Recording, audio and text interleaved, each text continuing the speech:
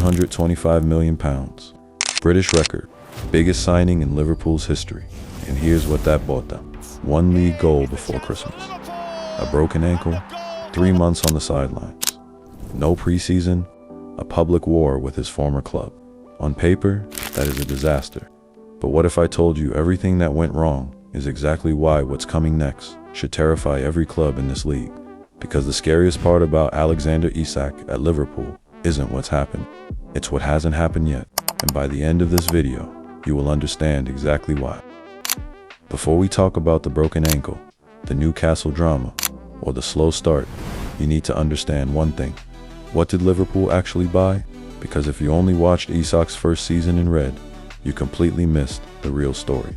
At Newcastle, from 2022 to 2025, Isak wasn't just a good striker. He was becoming one of the most dangerous forwards in the world. And here's where the numbers get insane. In the 2023 to 24 season alone, 21 Premier League goals. Not in a title-winning team, not with elite service. At Newcastle, with Jacob Murphy crossing from the right. Then December 2024 happened. 8 goals in a single month. Premier League Player of the Month. A hat-trick against Ipswich.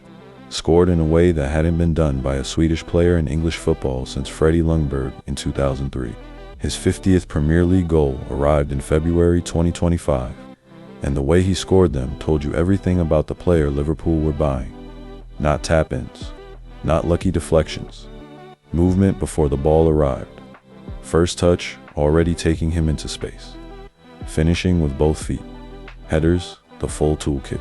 His fellow professionals voted him into the PFA Team of the Year. The people who actually have to defend him? Think about that for a second. This is what Liverpool paid £125 million for. Not a prospect, not a gamble. A proven, world-class striker in the form of his life. So why did year one look nothing like that? The answer is more uncomfortable than most people want to admit. Here's what actually happened in the summer of 2025. And once you see the full picture, Isak's first season at Liverpool starts to make complete sense. It starts before he even signed. Isak didn't have a normal summer. While every other Liverpool player was going through preseason, building chemistry, learning Arne Slot's system, Isak was in limbo. He didn't train with Newcastle. He missed their entire preseason tour of Asia.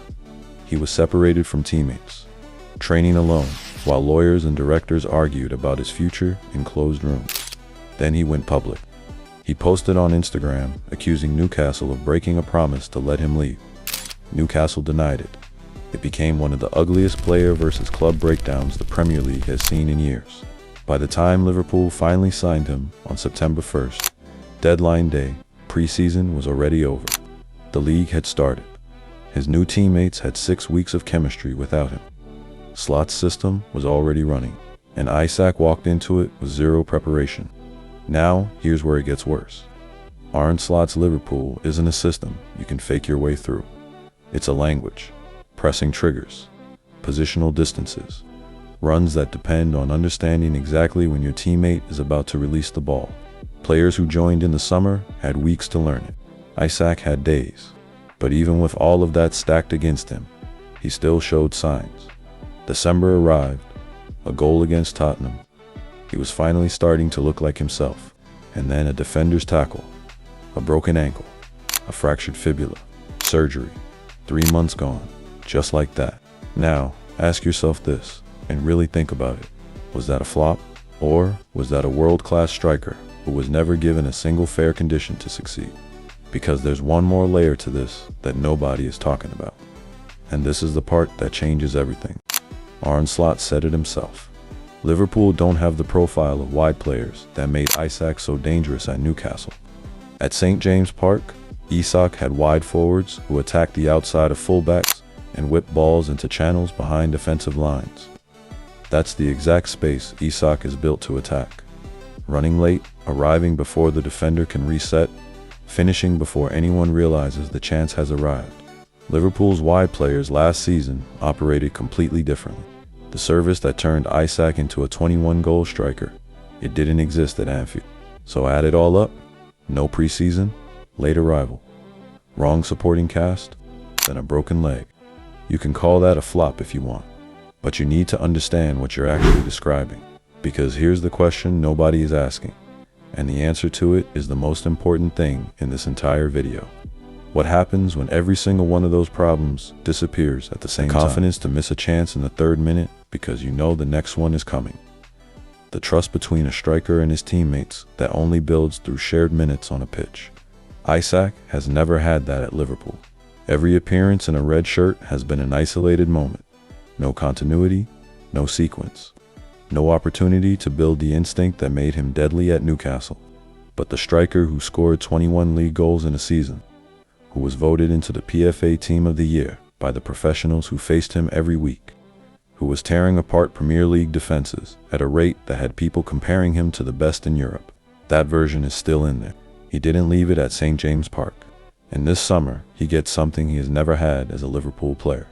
A full preseason, day 1. From the beginning, and there is nothing more dangerous in elite football than a world-class striker who has spent a full year being written off. Not a player fighting for his career. A genuinely elite striker with a point to prove. Isak has read every take. He knows what people said. He knows the word that got used. And strikers like him don't respond to that in press conferences. They respond in the first game of the season, and the second, and the third. So before you write off the £125 million, ask yourself one question. What does Alexander Isak look like with a full preseason? The right wide players, a system he already knows inside out, and 12 months of motivation built from being called a flop, because that version of Isak is coming. Year 1 was everything going wrong at the same time. Year 2 is what happens when it all goes right, and I genuinely don't think this league is ready for it. Like, subscribe, and comment your favorite moment. This is Venema TV.